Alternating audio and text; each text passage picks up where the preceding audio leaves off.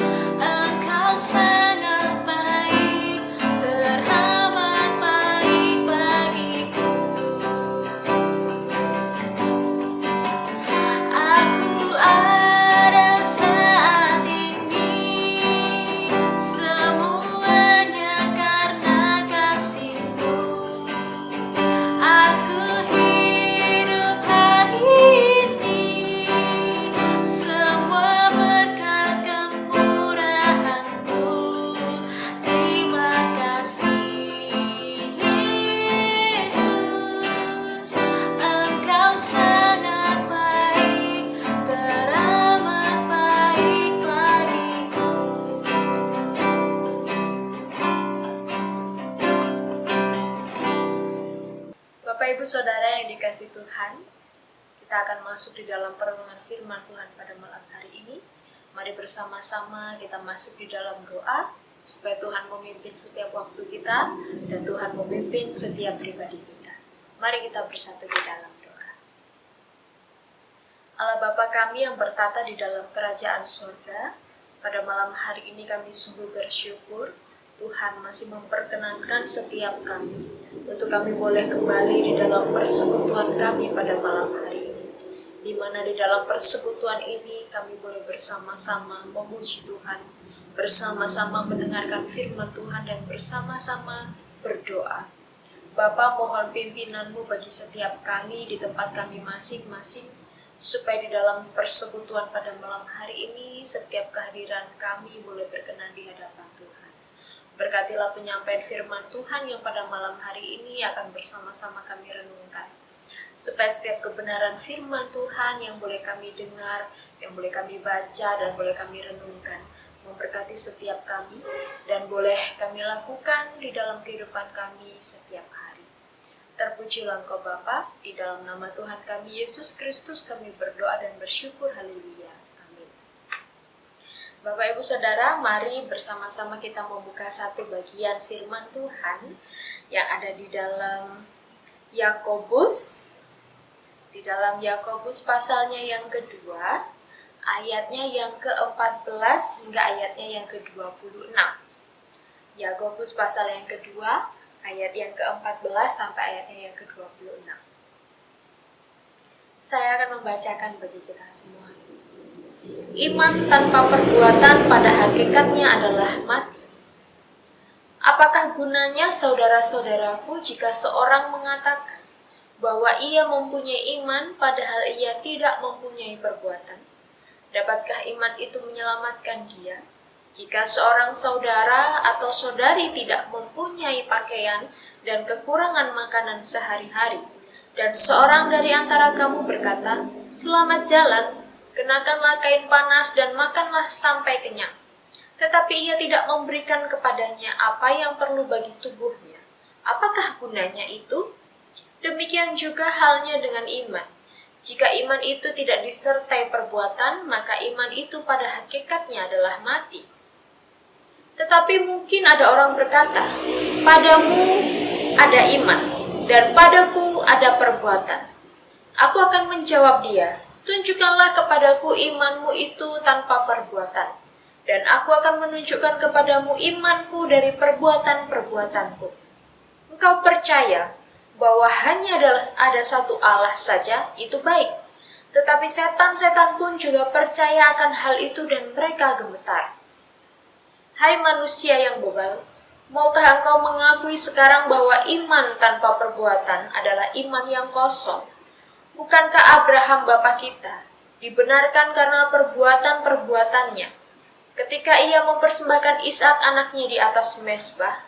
Kamu lihat bahwa iman bekerja sama dengan perbuatan-perbuatan, dan oleh perbuatan-perbuatan itu iman menjadi sempurna.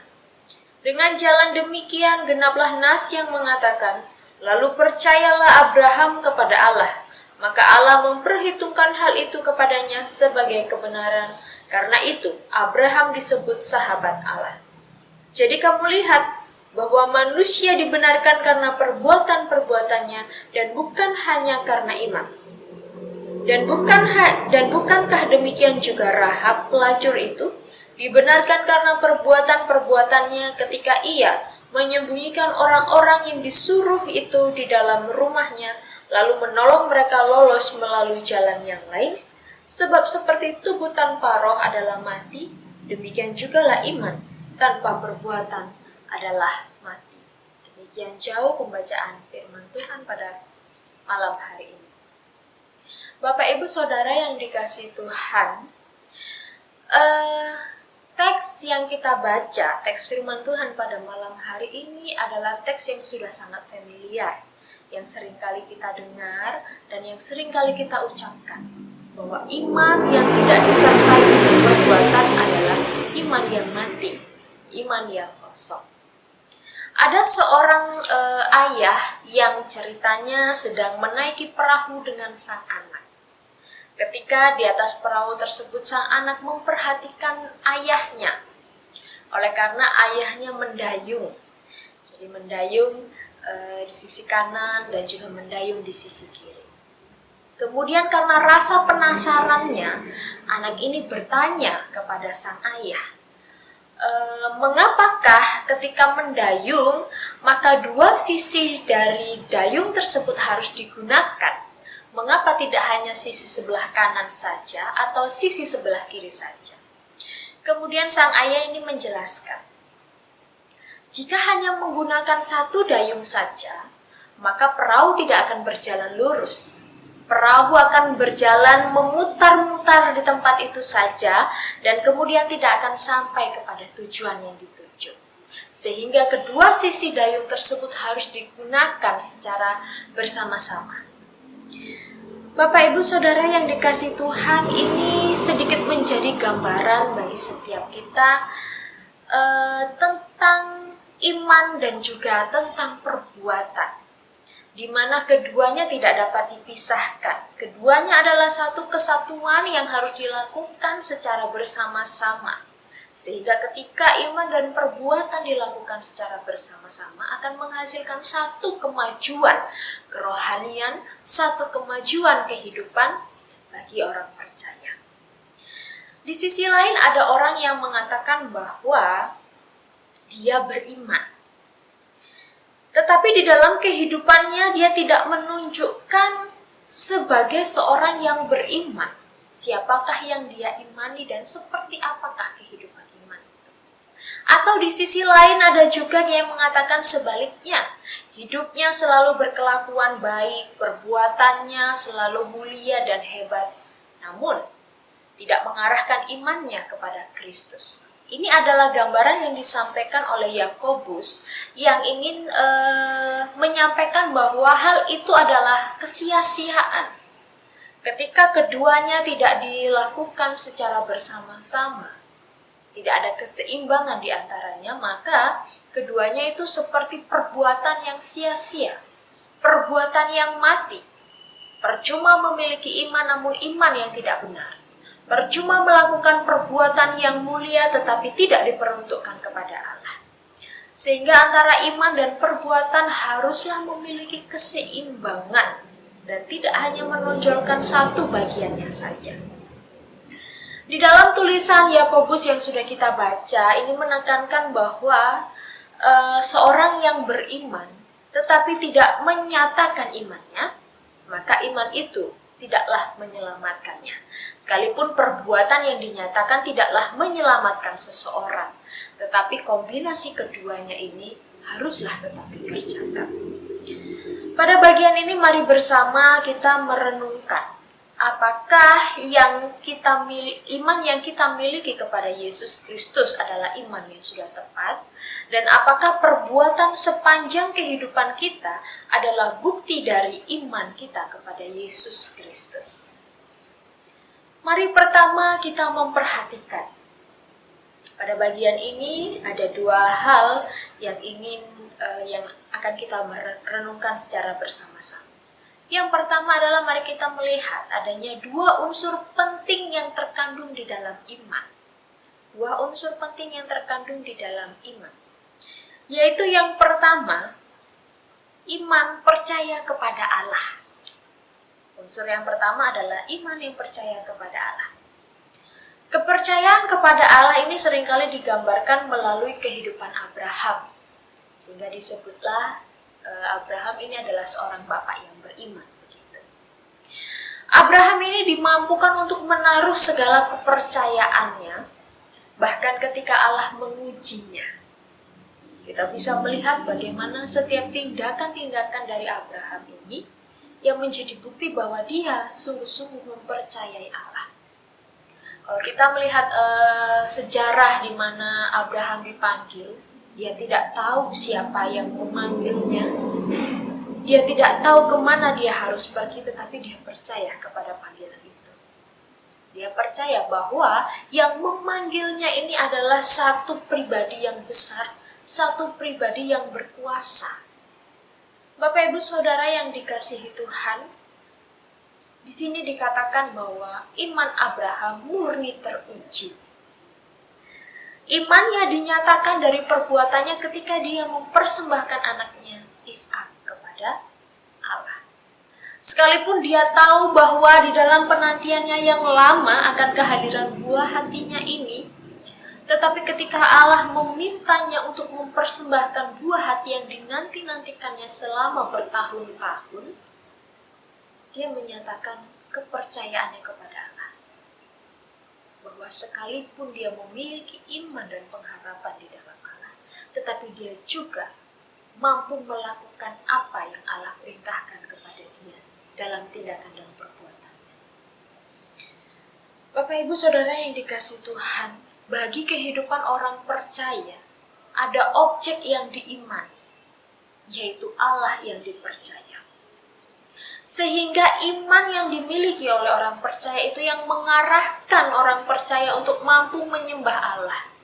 Mengarahkan orang percaya untuk mampu mengakui ketuhanannya, yaitu ketuhanan Yesus Kristus sebagai Tuhan dan Juru Selamat. Tanpa iman, seseorang tidak akan mau dan tidak akan mampu mengakui siapa Yesus. Tanpa iman, seseorang tidak akan mampu melakukan setiap teladan dan firman-Nya. Sehingga di dalam bagian ini, mari kita melihat bahwa di dalam iman yang benar, Roh Kudus bekerja di dalamnya. Roh Kudus yang memampukan seseorang memiliki iman yang penuh kepada Allah. Bagaimana dia menyerahkan seluruh pengharapannya, menyerahkan seluruh kepercayaannya hanya kepada Allah yang hidup. Bapak Ibu Saudara yang dikasihi oleh Tuhan, banyak orang di luar sana yang tahu bahwa Yesus Kristus adalah Tuhan daripada orang Kristen. Bahwa Yesus Kristus mati di salib untuk menyelamatkan orang Kristen. Tetapi di dalam pengetahuan mereka tidak mengimani dan mereka tidak mempercayai Yesus sebagai Tuhan mereka. Tetapi mereka percaya bahwa Yesus adalah Tuhan daripada orang Kristen. Ini tidak bisa disebut sebagai iman, tetapi ini disebut sebagai pengetahuan. Sebab dia hanya tahu bahwa Yesus adalah Tuhannya orang Kristen, bukan Tuhan saya. Ini adalah sekedar pengetahuan. Jika dia memiliki iman dan pengharapannya, sungguh dia akan mengambil langkah pertobatan. Dia akan menyerahkan hidupnya bagi Yesus Kristus, dan dia akan menghidupi Yesus Kristus di dalam pribadinya. Sehingga kepercayaan kepada Allah ini meliputi penyerahan diri yang sungguh, meliputi pengharapan kepadanya, mengandalkan Dia, serta mengikuti Dia. Dilakukan di dalam tindakannya yang nyata sehari-hari. Ini adalah unsur yang pertama, yaitu unsur iman kepercayaan kepada Allah, yang menghantarkan seseorang kepada pengharapan penuh, penyerahan penuh kepada Allah, dan hanya menjadikan Allah sebagai satu-satunya Tuhan dan Juru Selamat di dalam dirinya. Unsur yang terkandung di dalam iman yang kedua adalah ketaatan dalam melakukan kehendak Tuhan. Ketika seseorang beriman kepada Allah, maka dia akan melakukan kehendak Allah, kehendak yang sesuai dengan apa yang sudah disampaikan dan diingini oleh Tuhan. Ketaatan merupakan wujud nyata dalam diri seseorang yang percaya kepada Allah. Sebagai contoh, ketika firman Tuhan datang bagi kita, atau ketika firman Tuhan disampaikan, atau ketika kita membaca kebenaran firman Tuhan, maka firman Tuhan yang datang itu akan menjadi panduan ilahi bagi kita. Bagaimana kita harus hidup di hadapan Allah yang kita imani, dan bagaimana setiap tindakan dan perbuatan yang kita lakukan, apakah sesuai dengan jalan kebenaran firman Tuhan, ataukah hanya sesuai dengan kehendak kita sendiri. Orang yang telah dibenarkan oleh kasih karunia akan melakukan dan menghidupi firman-Nya dalam karya kasih, sebagai bukti kasih kepada Tuhan dan juga sebagai bukti kasih kepada sesama. Di dalam teks yang kita telah baca ini, di sana Yakobus mengangkat dua tokoh, yaitu yang pertama tadi Abraham, dan yang kedua adalah Rahab. Bapak Ibu Saudara yang dikasihi Tuhan, kita tahu latar belakang kehidupan dari seorang perempuan yang bernama Rahab. Dia bukan dari bangsa Yahudi, latar belakang keluarganya juga cukup buruk, di mana dikatakan dia adalah seorang pelacur, begitu ya. Kehidupan Rahab adalah kehidupan yang tidak menyembah kepada Allah. Tetapi dia tahu dan mendengar tentang perbuatan besar Allah yang dinyatakan bagi bangsa Israel. Sehingga ketika dia tahu bahwa Yeriko akan dilumpuhkan, akan diserang oleh bangsa Israel, maka dia mempergunakan kesempatan ini untuk menyatakan rasa percayanya kepada Allah melalui pengintai-pengintai yang disembunyikan di dalam rumahnya. Dan ketika para pengintai itu tidak pulang, maka dia menyatakan bahwa Aku tahu kebesaran yang dilakukan oleh Allahmu, dan itu membuat kami gentar. Maka dari itu berjanjilah, karena aku telah melakukan perbuatan yang baik menolongmu, maka Allahmu akan menyelamatkan keluarga kami. Di sini Rahab menyatakan perbuatannya, perbuatan baiknya yang menolong para pengintai, yang didasari dengan perasaan percaya akan apa yang didengarnya, yaitu kebesaran Allah. Rahab melakukan apa yang disampaikan oleh para pengintai ini dengan ketaatan, di mana para pengintai ini mengatakan, jikalau memang engkau ingin mendapat keselamatan daripada Allah, maka jangan kabarkanlah kedatangan kami, begitu disampaikan. Istilahnya jangan dibocorkan kedatangan kami. Kemudian pasanglah tali kirmizi yang ada di depan rumahmu. Begitu. Tindakan itu dilakukan oleh Rahab. Dia melakukannya dengan penuh ketaatan. Jikalau memang Rahab ini tidak memiliki kepercayaan atau rasa percaya dan rasa kagumnya kepada Allah, mungkin saja kehadiran dari para pengintai itu telah dibocorkannya, sehingga raja kota Yeriko, bahkan masyarakat, prajurit dan tentara dan lain sebagainya bisa memperkuat pertahanan. Tetapi di sini mari kita melihat karya Roh Kudus bekerja di sana, yang memampukan seorang yang berlatar belakang buruk untuk mampu memiliki pengharapan dan kepercayaan penuh kepada kuasa dan kebesaran Allah. Sehingga ketaatan kepada Allah diwujud nyatakan pada bagaimana sikap kita menyambut segala perintahnya. Dinyatakan di dalam segala sikap bagaimana kita meresponi setiap kebesaran dan kuasa Allah dalam kehidupan kita. Ibu-ibu, Bapak Ibu yang dikasih oleh Tuhan, pada bagian yang pertama ini dua unsur penting yang terkandung di dalam iman ini, marilah bersama-sama kita perhatikan. Marilah senantiasa kita memiliki kepercayaan yang penuh kepada Allah dan memiliki ketaatan di dalam melakukan kehendak Tuhan sebagai bukti dan bentuk nyata iman kita. Yang kedua dalam bagian ini, unsur selanjutnya adalah tentang kesempurnaan. Sekalipun manusia diciptakan lengkap dengan akal budi, dengan segala indera, dan kemudian dengan tubuh yang sempurna, tetapi pada dasarnya manusia penuh dengan kekurangan, sehingga manusia dikatakan adalah tidaklah sempurna. Tetapi kesempurnaan yang dimaksudkan di sini adalah kombinasi antara keduanya. Jika keduanya dilakukan secara bersama-sama, maka ada keseimbangan dan ada kesempurnaan. Mari kita perhatikan di ayatnya yang ke-22. Kamu lihat bahwa iman bekerja sama dengan perbuatan-perbuatan, dan oleh perbuatan-perbuatan itu iman menjadi sempurna. Ada kerjasama antara iman dan perbuatan, sehingga oleh perbuatan itu iman dinyatakan sempurna. Ada satu kalimat yang seringkali kita tahu, kalimat yang cukup terkenal, yaitu kalimat yang mengatakan no action, faith only, begitu ya. Tidak usah perbuatan, iman saja cukup, begitu. Ini adalah tindakan yang mungkin seringkali dilakukan oleh orang-orang yang percaya bahwa Tuhan mampu melakukan segala kebesarannya.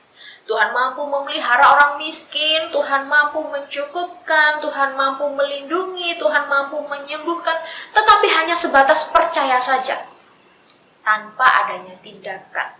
Contohnya, ketika dia tahu ada saudaranya yang sedang kesusahan, atau ketika dia tahu ada saudaranya yang sedang mengalami sakit, maka dia hanya percaya bahwa oh Tuhan mampu menyembuhkan, Tuhan mampu memulihkanmu. Kita berdoa, berdoa, dan berdoa. Berdoa adalah baik. Berdoa tidak disalahkan. Tetapi di dalam doa pun kita harus mengimbanginya dengan perbuatan kita. Kita hanya mendoakan supaya rekan kita sembuh. Kita hanya mendoakan supaya saudara kita berkecukupan. Tetapi kita tidak memiliki aksi di dalamnya. Inilah yang disampaikan oleh Yakobus, bahwa sekalipun engkau mengatakan dalam dirimu ada iman, tetapi tidak ada perbuatan, atau di dalam diri seseorang ada perbuatan tanpa iman, maka keduanya adalah hal yang sia-sia. Tetapi hendaklah di dalam diri seseorang ada iman dan disertai dengan perbuatan-perbuatannya. Sehingga ketika seseorang hanya memiliki faith only, no action, maka seakan sikap dirinya ini membiarkan Tuhan saja yang bekerja. Serahkan semuanya kepada Tuhan. Pertanyaannya, Dia Tuhan kita ataukah pesuruh kita? Berhati-hatilah dengan sikap ini. Mari bersama-sama kita menyatakan iman kita yang benar. Sebab di dalam perbuatan-perbuatan kita, di sana kita bisa melihat apakah iman yang dimiliki oleh seseorang, iman yang dimiliki oleh kita adalah iman yang benar ataukah iman yang buruk. Jika demikian, bagaimanakah penilaian iman yang salah di hadapan Allah? Firman Tuhan mengatakan, Tuhan tidak menghendaki ketidakkudusan, ketidakbenaran. Maka dari itu, ketika iman yang kita miliki adalah yang salah, maka bagaimanakah kita di hadapan Allah?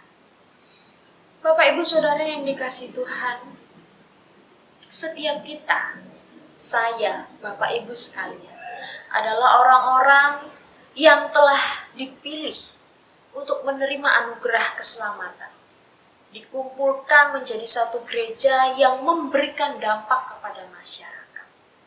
Bukankah artinya kita telah diselamatkan? Lalu bagaimanakah tindakan kita meresponi keselamatan yang telah Tuhan Allah berikan melalui kasih karunia-Nya? Dalam perenungan firman Tuhan hari ini, mari bersama kita memperhatikan. Yang pertama, buktikanlah iman kita melalui sikap hidup yang benar hanya bagi Tuhan. Buktikanlah iman kita melalui sikap hidup yang benar hanya bagi Tuhan.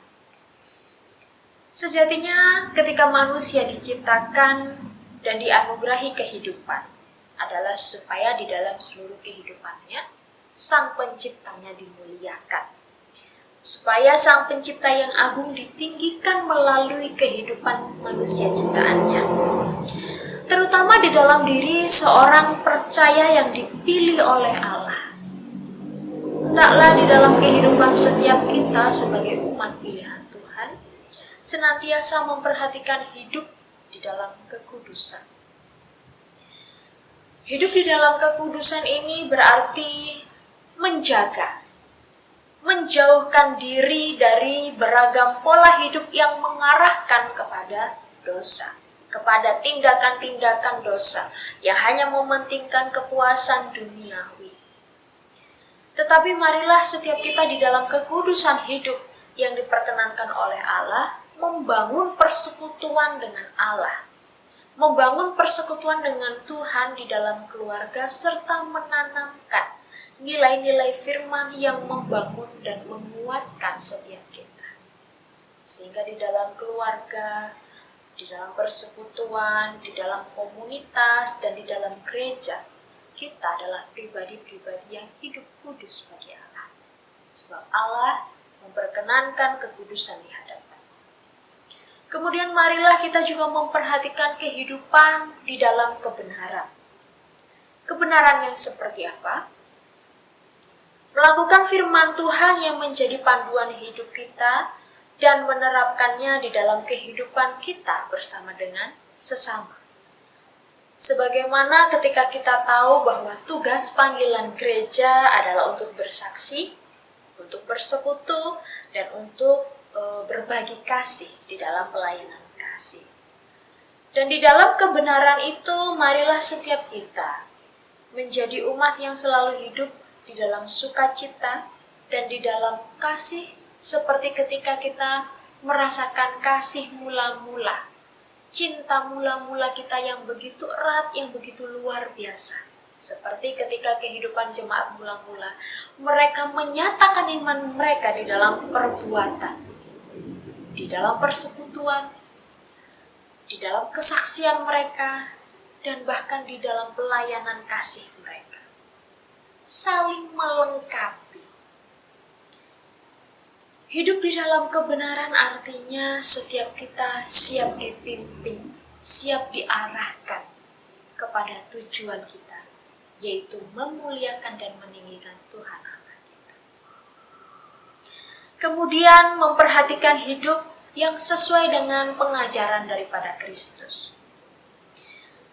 Hidup di dalam ajaran Kristus bagi saya bukanlah satu pilihan, tetapi satu keharusan. Manusia diberikan kehendak bebas, yaitu kehendak bebas untuk memilih taat atau tidak taat. Jika seseorang memilih hidup di luar Kristus, tidak taat kepadanya, maka saya mengatakan dia bukanlah orang yang percaya kepada Kristus, sebab dia tidak memilih untuk taat. Tetapi bagi orang yang percaya sudah pasti dia akan mengikuti dan melakukan kehendak Tuhan di dalam ketaatannya. Taat di dalam pengajaran Kristus, taat di dalam teladan-teladan Kristus, dan bahkan hanya mempersembahkan hidupnya kepada Kristus.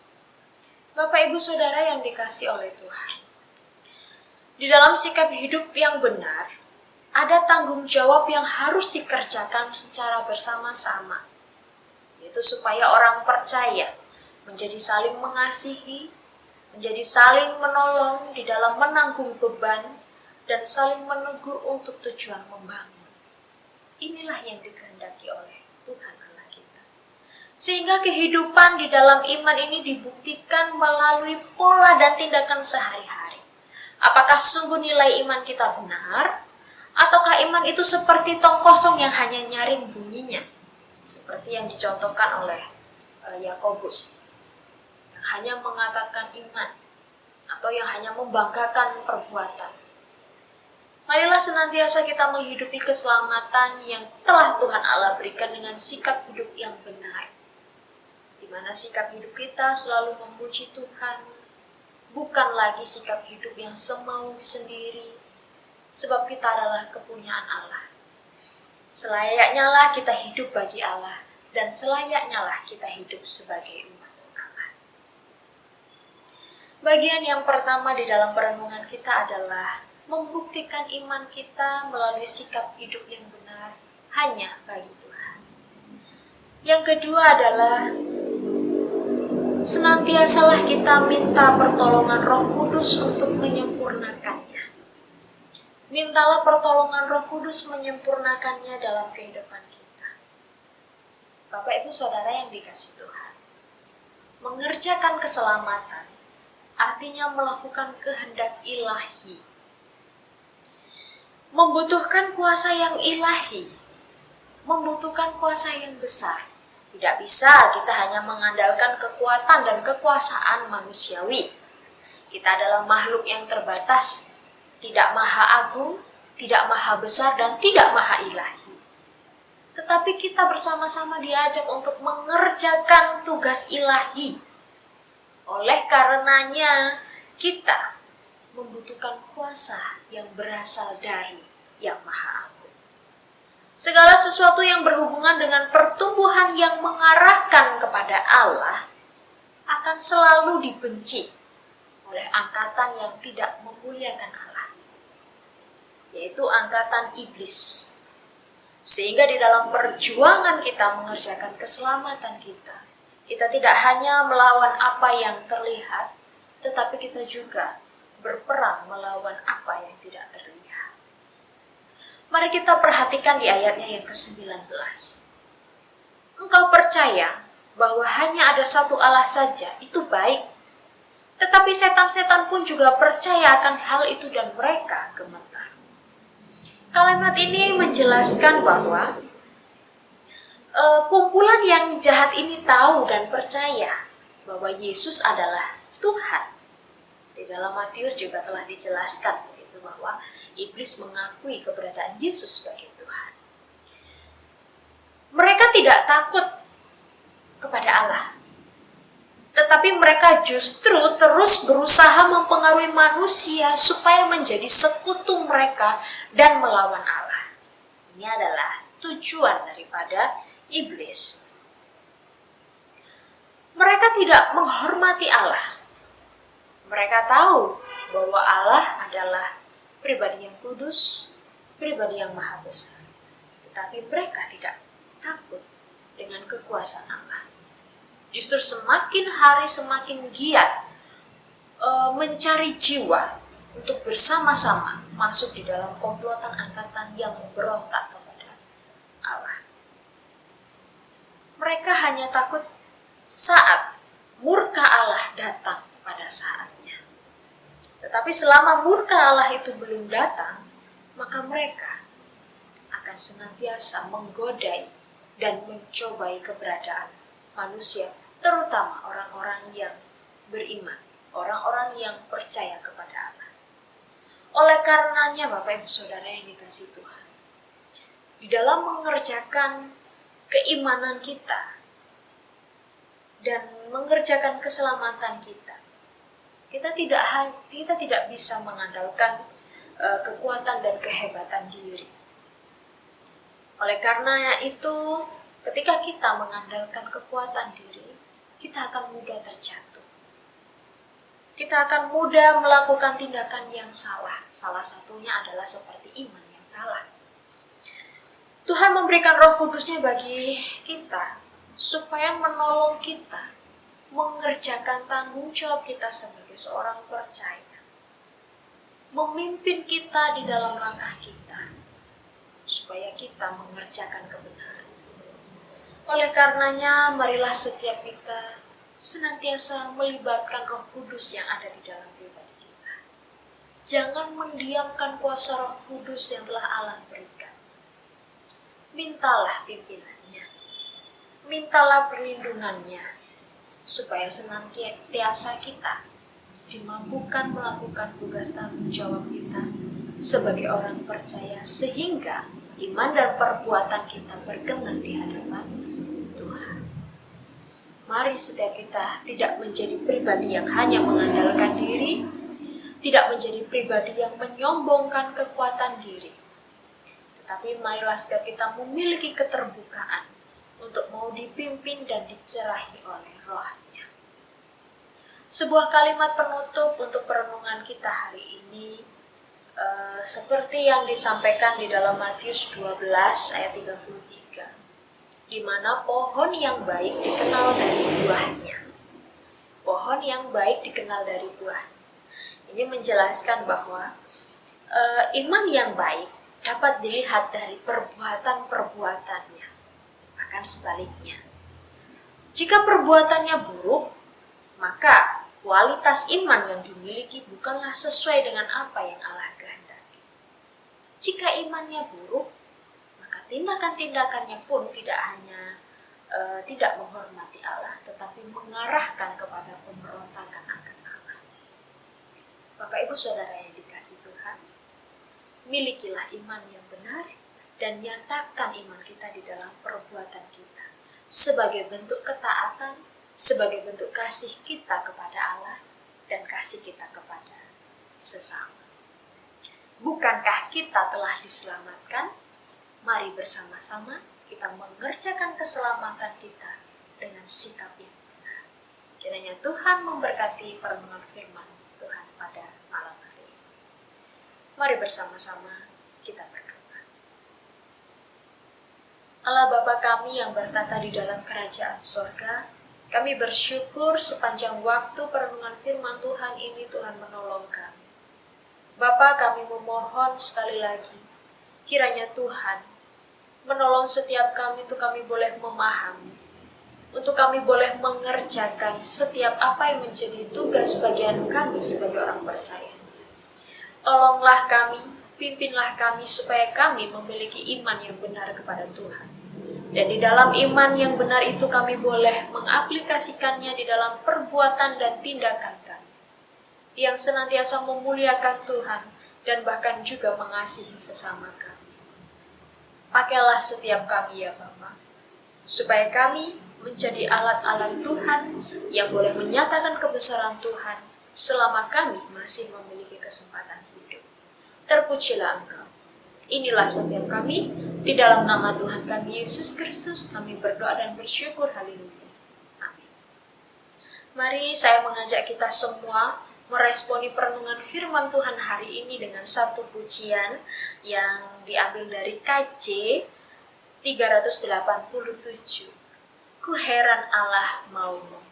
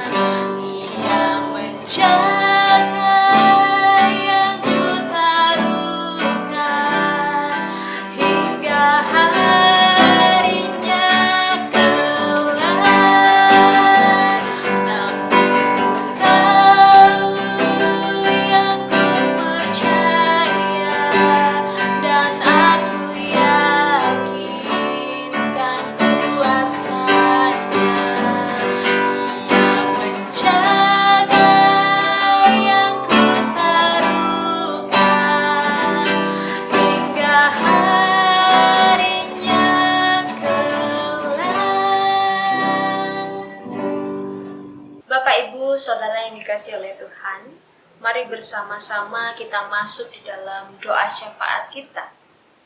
Pertama, mari kita berdoa bagi pertumbuhan iman jemaat yang Tuhan percayakan untuk bergereja di tempat ini, GKKAI Sidoarjo. Supaya semakin hari gereja ini semakin mencintai Tuhan dan mengasihi sesama.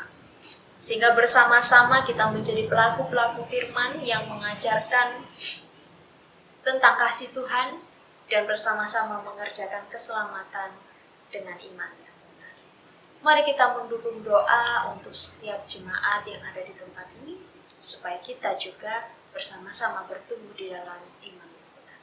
Mari kita berdoa. Bapa kami yang ada di dalam kerajaan sorga, pada malam hari ini, kami menyerahkan di dalam pertolongan-Mu, di dalam pemeliharaan-Mu, untuk setiap jemaat yang Engkau percayakan beribadah di tempat ini. Kami bersyukur untuk setiap keberadaan jemaat Tuhan. Kami terus berdoa biarlah kiranya Tuhan senantiasa menolong setiap kami di dalam kehidupan kami hari lepas hari, terkhususnya iman kerohanian kami. Di tengah-tengah keadaan yang pada saat ini kami hadapi, Bapa, banyak sekali godaan yang membuat kami lumpuh di dalam iman kerohanian, membuat semangat kami hilang, dan bahkan membuat sukacita kami menurun. Tuhan, oleh karenanya bersama-sama kami memohon pertolongan Tuhan. Kiranya Tuhan memulihkan kehidupan kami, terkhususnya kehidupan kerohanian kami, supaya sekalipun kami berada di situasi dan kondisi yang pada saat ini tidak memungkinkan, iman kami tetap teruji, iman kami tetap bertumbuh di dalam Tuhan, dan kami boleh menyatakan kepercayaan kami kepada Allah melalui setiap tindakan kehidupan kami. Bapa di sorga, mohon pertolongan-Mu dan perlindungan-Mu bagi setiap kami. Banyak sekali godaan daripada si jahat yang akan merenggut kami daripada kasih-Mu. Oleh karenanya, lindungilah setiap kami ya Bapa. Mampukanlah kami melawan setiap kuasa-kuasa kegelapan yang tidak kami lihat, supaya kami senantiasa mampu mempertahankan tindakan kami, mampu mempertahankan iman kami yang mengarahkan kepada Kristus, dan kami tidak jatuh di dalam godaan. Terima kasih Bapa, peliharakanlah setiap kehidupan kami. Dan bahkan berikanlah kepada kami cinta kasih yang semakin hari semakin bertumbuh kepada Engkau. Biarlah kami juga boleh memiliki semangat dan sukacita di dalam mengikuti peribadatan, persekutuan, sekalipun kami melakukannya melalui media online.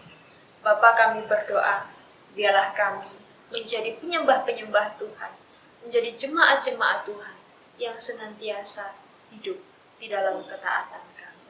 Terima kasih Bapa, inilah setiap kami. Di dalam nama-Mu Tuhan kami Yesus Kristus kami berdoa dan bersyukur. Haleluya. Amin. Yang kedua, mari kita mendukung doa bagi saudara kita seiman yang mungkin saat ini sedang berada di dalam kondisi sakit, kelemahan tubuh, kesendirian, kesusahan perekonomian, atau bahkan yang sedang bersuka cita sekalipun. Mari bersama kita saling mendukung doa. Mungkin di antara Bapak Ibu ada yang tahu namanya, silakan disebutkan. Supaya senantiasa setiap kita dan sesama kita mengalami pertolongan Tuhan yang menguatkan, dan supaya kita mampu mengambil bagian di dalam pelayanan kasih kita kepada saudara. Bapak Ibu Saudara yang dikasihi Tuhan, mari bersama-sama kita mendukung doa bagi sesama kita. Baik itu juga bagi keluarga kita, bagi keluarga di dalam Kristus, atau bahkan juga mungkin bagi keluarga-keluarga kita yang belum percaya. Mari kita berdoa bagi setiap mereka, supaya mereka mengalami lawatan kasih Tuhan. Mari bersama kita berdoa. Allah Bapa kami yang bertata di dalam kerajaan sorga, pada saat ini kami juga mengingat akan setiap saudara kami seiman, atau bahkan setiap keluarga kami, atau bahkan juga setiap orang-orang yang ada di sekitar kami, orang-orang yang kami kasihi. Mungkin di dalam kehidupan mereka ada banyak hal yang terjadi, pergumulan, sakit penyakit, kesusahan di dalam perekonomian, kesendirian, atau bahkan setiap hal yang sedang mereka alami. Tuhan, kami memohon kepadamu, berikanlah kepada kami hati yang mau peduli, berikanlah kepada kami hati yang mau menolong mereka. Bahkan kami juga percaya akan setiap pertolongan Tuhan bagi mereka. Bapa di sorga, tolonglah setiap jemaat Tuhan, tolonglah setiap sesama kami. Kami juga berdoa biarlah di dalam kehidupan mereka hari lepas hari, Tuhan senantiasa mencukupkan apa yang menjadi kebutuhan mereka. Sekali lagi Bapa di sorga, di dalam kelemahan kami sebagai manusia, biarlah kiranya Tuhan boleh menguatkan kami, Tuhan boleh menjadikan kami sebagai pribadi-pribadi yang boleh memperlengkapi sesama kami. Sehingga di dalam satu kesatuan tubuh Kristus, kami boleh menjadi orang-orang yang menyatakan kasih Tuhan. Kami boleh menjadi alat perpanjangan tangan Tuhan yang boleh menyempurnakan setiap kehidupan kami, supaya kehidupan kami boleh senantiasa mengalami damai sejahtera Tuhan. Bapa di sorga, ampuni sikap hati kami ketika di dalam setiap tindakan kami ada banyak hal yang tidak memuliakan Tuhan. Tolonglah kami ya Bapa, tegurlah kami supaya kami boleh menjadi pribadi-pribadi yang membangun sesama kami, yang menguatkan sesama kami, sehingga bersama-sama kami memuliakan nama Tuhan, sekalipun di dalam kesusahan kami. Terima kasih Bapa di sorga. Jamahlah setiap jemaat-Mu yang sedang mengalami sakit, atau bahkan yang pada saat ini tidak dapat bangun, atau bahkan setiap kesusahan yang sedang kami alami, Tuhan perhatikanlah kami. Kami percaya waktu Tuhan senantiasa tepat. Hanya ajarilah kami supaya kami senantiasa menaruh pengharapan kami, menaruh kesetiaan kami, dan kesabaran kami menantikan setiap lawatan dan jawaban Tuhan. Terpujilah Engkau Bapa, berkatilah setiap kami. Di dalam nama Tuhan kami, Yesus Kristus, kami berdoa dan bersyukur. Haleluya. Amin. Yang terakhir, mari bersama kita terus mendukung doa untuk bangsa Indonesia. Bersyukur untuk saat ini vaksin daripada COVID-19 sedang diuji oleh tim medis. Mari berdoa supaya segala daya dan upaya yang dilakukan oleh pihak yang berwajib ini diberkati oleh Tuhan dan menjadi salah satu alat Tuhan untuk memulihkan keadaan bangsa dan negara ini. Mari terus berdoa bagi bangsa dan negara kita. Mari Bapak Ibu kita masuk di dalam doa untuk bagian pokok doa yang ketiga ini. Sekaligus saya akan menutup kita di dalam doa, menutup persekutuan kita pada malam hari ini. Sekali lagi kita masuk di dalam doa. Allah Bapa kami yang bertata di dalam kerajaan sorga, pada saat ini kami juga menyerahkan di dalam pertolongan-Mu untuk bangsa kami. Bersyukur lawatan tangan Tuhan boleh dinyatakan melalui setiap kabar baik yang setiap hari boleh kami dengarkan. Kami senantiasa terus berdoa bagi masyarakat yang masih juga mengalami duka cita oleh karena masih terkontaminasi oleh virus yang ada. Terus kami berdoa menyerahkan mereka di dalam pertolongan-Mu. Kuatkanlah hati mereka dan pakailah setiap tenaga medis yang boleh melakukan setiap perawatan. Kami bersyukur jikalau kami boleh mendengar kabar bahwa pada saat ini ditemukan vaksin yang sedang diuji oleh para tim medis. Tuhan berkatilah setiap mereka di dalam pengerjaan mereka. Biarlah kiranya Tuhan juga menolong mereka di dalam meneliti, di dalam mempersiapkan segala daya dan upaya yang dilakukan untuk pemulihan bangsa kami. Berkatilah setiap pengerjaan mereka ya Tuhan. Terus kami juga berdoa bagi setiap para tim medis, bahkan juga tim pihak yang berwajib di dalam menangani setiap kesehatan masyarakat. Biarlah kiranya Engkau senantiasa memberikan kekuatan dan pertolongan kepada mereka. Ajari juga setiap kami masyarakat Indonesia untuk memiliki ketaatan, untuk boleh memperhatikan segala pola kehidupan, supaya kami juga menjadi pelaku-pelaku atas setiap perintah yang disampaikan oleh pemerintah kami. Terima kasih Bapa, inilah setiap kami. Kiranya tangan kuasa Tuhan memulihkan Indonesia, sehingga Indonesia dipulihkan dan semua itu ditujukan untuk kemuliaan Tuhan. Bapa, kami bersyukur sepanjang waktu persekutuan kami Engkau boleh menolong, Engkau boleh menyertai. Berkatilah setiap kami ya Bapa, di tempat dan di kediaman kami masing-masing. Biarlah setiap kami tidak hanya menjadi pendengar firman, tetapi kami boleh melakukannya, menyatakannya di dalam kehidupan kami hari lepas hari. Pimpinlah setiap kami dan perlengkapilah setiap kami.